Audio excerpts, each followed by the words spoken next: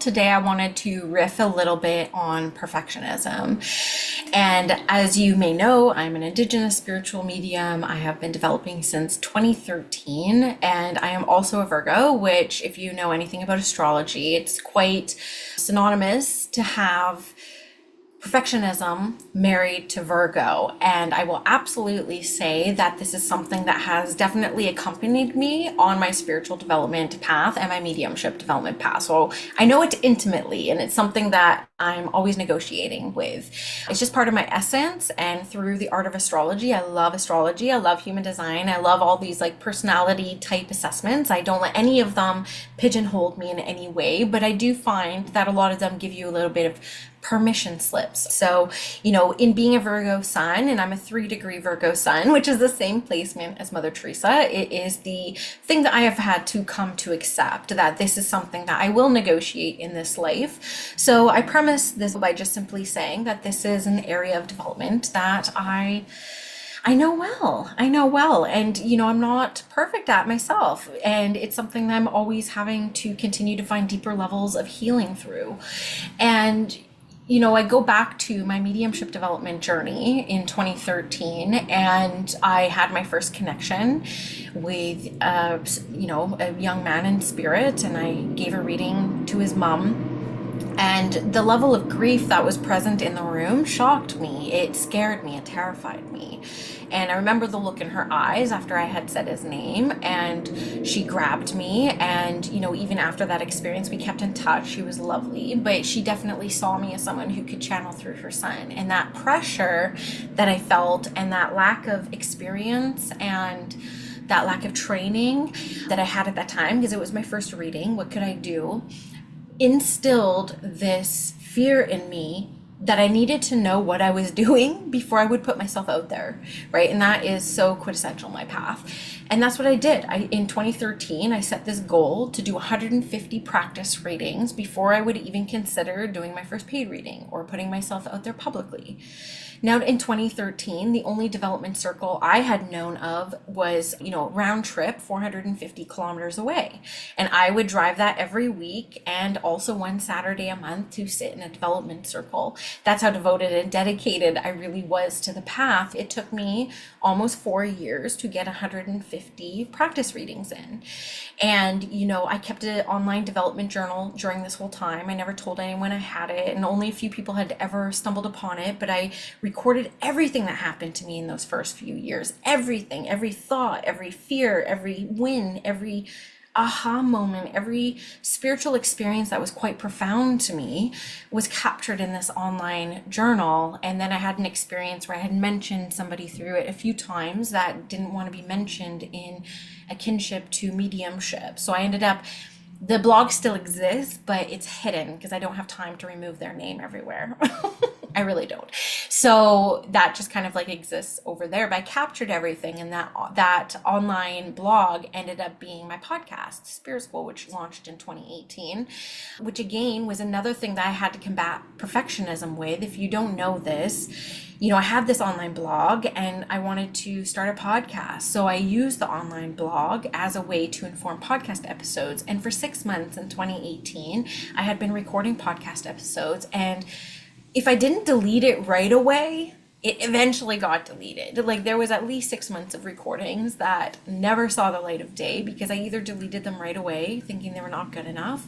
And who am I? At this time I'd only been a professional medium for a year out of the spiritual closet. And it took a health crisis. It took being hospitalized due to stress and being taken out of work and put on a heart monitor when I was in First Nations healthcare. And I was devastated, and I had this moment of like, I'm not wasting any more time. And so I had 8 episodes I had not deleted, and I said, fuck it, I'm not hiding anymore. I'm not wasting any more time. And I uploaded my 8 episodes, and then this podcast ended up being an online school, ended up being a physical school, might be a TV show now. It's like a book coming out. Like, you just never know like where things are going to go. But I was so tired of perfectionism. By the time I launched that podcast, I was like, screw it, I'm not wasting any more time. This podcast experience where I was able to just kind of say F it to the fears and the anxieties that came up, and that convincing myself that I wasn't ready, or who am I to say this, even though so and so already says this, and I'm not the first medium, right? So like, who am I? And I'm a bit of a slow study, so it does take me sometimes, these health crises, or spirit to wipe the proverbial rug out from under our feet, to be able to make these necessary moves and shifts. So I am a bit of a slow study, and my path is one of, I believe, an example of like slow and steady, because it took me 4 years to develop, and then it took me for another 4 years to go full time into my practice, and I'm on that 4 year cycle right now, and there's a lot of shifts happening. So I seem to be working on like 4 year cycles, but to get to a point to make these necessary changes, it's almost has to be forced upon me, because I'm so afraid to make the shifts on my own because of perfectionism, because it's not ready, or I'm not clear enough on this yet, or this isn't all ironed out and dialed down. And like, as somebody who holds space for people in very vulnerable spaces, I think there is something to be said for being considerate and thoughtful and slow and steady in the process, and thinking about all the things. But we cannot ignore the fact that perfectionism can continue to get into our way, can continue to keep us from doing the things that we feel inspired to do, that we feel inspired from spirit, right? And I can see through my entire development journey how perfectionism has gotten in my way of my path progressing, maybe in a quicker way, though we know things work out perfectly in timing. I'm not hard on myself about that. But I can see different opportunities and different experiences that I have let go to the side, that I have passed on to other people because of perfectionism in the way. Perfectionism is definitely rooted in fear. And even though we can sometimes present our perfectionism in a very noble way, in a way that feels and can appear to be rooted and backed by our ethics and integrity, which your girl loves, we love that. And I love that you think like that. And I have trust in you, and I have faith in you. There is no denying that even though that exists, fear does not also exist. So fear is potentially at the root of why the perfectionism continues to come up as well. So one of the ways that I have continued to push through some of that perfectionism, one is getting in the habit of doing things well before they are ready.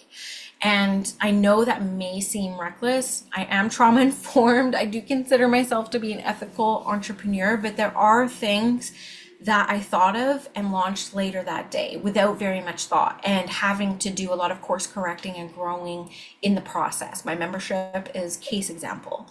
Ran a program, my first ever online program, and people were like, how do we stay in touch with each other? How do we continue this? Had the idea for the membership.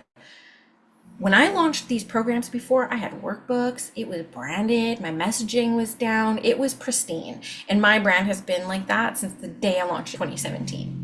Always been like that. It's just the standard. It makes me feel proud of what I'm bringing out into the world, but I bring substance to back it up. So it's not just all like really pretty marketing. So the fact that in the morning one day, it was actually July 18th, 2020 was the exact day, because I have somebody running the astrology on it right now. They volunteered to do that. I'm very grateful for that. Thank you, Chloe. Chloe Astrologer. I'll try to take her below. She has a YouTube as well. Please go support her. She's incredible. But on that morning, I was like, oh, a membership. And I'd never been in a membership. I never had it on my radar to do. But that day, I put up a PayPal link in a Facebook group. I came up with what I feel like I could do. And I created a founding members rate. And, it wasn't perfect. In fact, it ended up being a horrible business decision running a subscription through PayPal, because there was no automation, and a lot of customer service stuff kind of falls through the crack. And that's one of the things that I had to really fix as I was moving, and we fixed it a couple times. We continue to improve to find new, gentler, kinder, more ethical ways of doing business, at Spirit School. But, I just launched it that day, and I got 60 people in my first month of my membership. We just celebrated 4 years last week. August 6th, I'm recording this. August 1st is our anniversary. That's when I opened it to the public, but the program got in first. And this was a huge progress shift for me, because I launched it with no branding, and I launched it with like no real clear future plan, and people took a chance on me. We were all new to this. We were all new, and we've always been transparent about that. And the truth is, I had 25 people leave that first month, and my cat died, and I was in grief for the first time of my life. And It was a busy time, 2020, wasn't it? It was a very busy time for us all, and I was no exception during that time. And yeah, I will bore you with the other details around that, but it was healing for me to do that. And I still have the membership, and now I have a permission slip from the people who are still there from 4 years ago that we're going to grow together in this membership. And I may make commitments today that change in a couple months because I've changed, my teachings have changed, my experiences have changed. I'm more informed now, I know more now. So permission to change, permission to grow, permission to evolve. And I think that that is what perfectionism keeps us from doing. Whenever I feel a hesitation to do something because of perfectionism, I sit there and I ask myself, I give myself compassion first things first. And I'm like, you know what, Danielle? Anyone would feel like this in your position. There's a lot on the line. This is your brand. This is, people have an expectation around your work now. You have no choice but to kind of compare this to different things. Like anyone would feel like this in your position, right? Bringing that kind of common humanity to it, that acceptance, that common humanity to it. And then I'll just lovingly ask myself, through the eyes of love, through the lens of love. And I actually move the energy and awareness, and it just takes awareness. So even if you're a skeptic of all things spiritual, if I ask you right now to shift your awareness to listen to me through your heart, you'll probably be able to feel that shift, and you'll feel the energy move from your head down to your heart. And so I do that for myself. I get into my heart space, and I'll even say to myself, through the eyes of love, through the presence of love, which is a hugely powerful energy source, by the way, where is fear here? Is there something that I am not looking at that has fear attached to it that I need to reconcile before I embrace this, before I embody this? And I do that check on myself. And sometimes I may remember an experience I had at a younger age, and I may have to think about, what did I need at that time? Oh, I have that now. Yes, okay, I have that. I don't have to worry about that anymore. I have that. That's an old fear. That's an old fear. And it's the most important part is, I think, through certain ways of presenting this type of process, because it is quite therapeutic. And I'm a huge advocate for therapy. I'm in therapy. I've had the same therapist for 6 years since I've been a professional medium. We all need support, and we need human support, and we need spiritual support. So it all belongs, it all fits. But sometimes we can really tend to be in the drama of things. And the way that I present it to you, through first connecting in with the essence of love, with the eyes of love. I love angels. I know I don't talk about it very much on this channel, and not a lot of people are open to that, but they're the most loving beings, other than dogs, that I have ever experienced. In fact, dogs and angels, to me, even cats too, dogs and cats, and I'm sure if I sat with a mountain lion, it would be the same thing, but like animals have a very similar presence to angels. Very, very similar. And they're very high vibe, and they are just an embodiment of love. They're just the embodiment of love. So I connect in with that essence, like that love, before I do that self-inquiry work, because I've already taken care of myself. I've already managed my, nervous system to the point where I can approach this with a lens of love and compassion. And that's really what you have to get to before you can do that reconciliation work, before you can really move through that.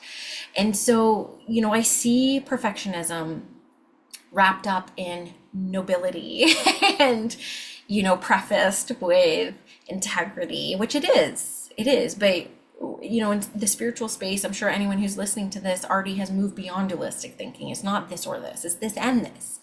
Multiple truths exist at any time in anything. And yes, we're all right. Guess what? We're all right. A little bit of us, right? And so it's like, I've seen it happen where people are like, oh, like me, it's like, I'm not doing readings so I get 150, because guess what? 150 empirical measurement system, not spiritual at all, will let me know I'm good enough. I know I'm going to feel good enough by 150. Guess what? You can talk to a medium with 35 years experience, and they'll still tell you they question if they're good enough sometimes. We're in the healing arts. We're in an art form. It's just about creating tools and resources and pathways to counter that, to challenge that, to restore balance to that.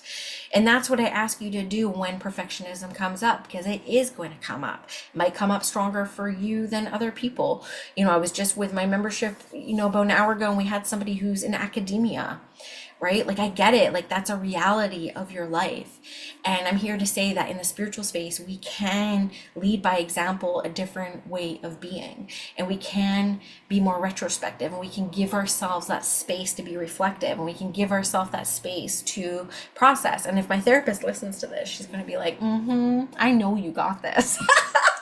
Because I probably don't sound like this in sessions, but this is the fun part about spiritual development. This is why we're here. This is the path. We just got to start discovering for ourselves and leading by example a way of being that we want to see more collectively out in the world. And the truth of the matter is there's no better time for it. We've never had more freedom. We've never had more respect. And even this year in 2024, the crappy parts, the charlatans, the people who were serving out of integrity, the exposure's here. I mean, it's in the numerology, it's in the astrology. Nothing's hiding anymore. So now is actually the time. And probably one of the safer times to really start coming out spiritually. I really just wanted to jam a little bit on perfectionism. There's a lot more I could probably say. It's something I've moved through, continuing to do things before they're perfect and getting in the habit of doing that and building evidence around. And then the other thing is just looking through the lens of love at, what rooted fear is actually creating this narrative, and can I challenge that, and can I create a new one? And you can do things before you feel ready, and you can prove to yourself that your intuition guiding you, there's a reason for its madness. So just learn to lean into trust with that.